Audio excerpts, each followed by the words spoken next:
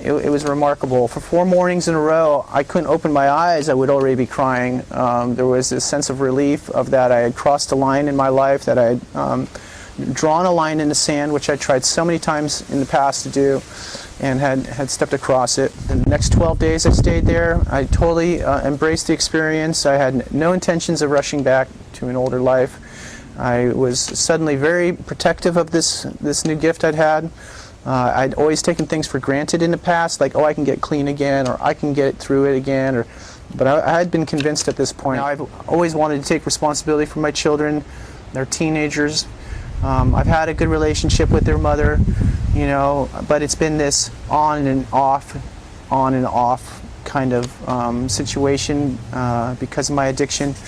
And I was sitting on my knees, just looking out towards the ocean, and what felt like a rod dropped down in from the sky, down through my spine, connected me to the earth, and literally, I do not remember myself bringing myself to my feet. It felt like I was lifted to my feet and dropped from the air back onto my feet, and cried out that I am the leader of my family, that I obtained that responsibility that I somehow had been terrified to accept, either due to the fact that the separation from the children was so painful that I couldn't allow myself closeness to them, or that you know, that I was actually on some level had obtained my manhood in this experience, which is traditional of this medicine. You know, it's a rite of passage.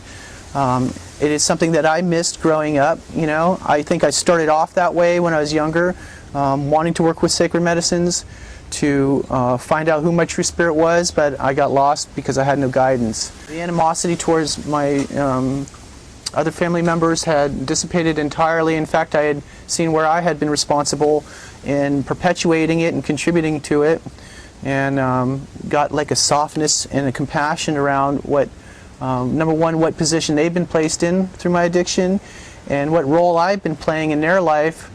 I was able to see how, you know, I had been, you know, causing suffering in their life, which was, you know, addicts don't like to really feel what it's like, what they do with other people. It's like the one territory that is tried to block the worst. We can deal with what we do with ourselves, or I should say with myself. I can shut down my own stuff, but it really is disturbing how it affects other people.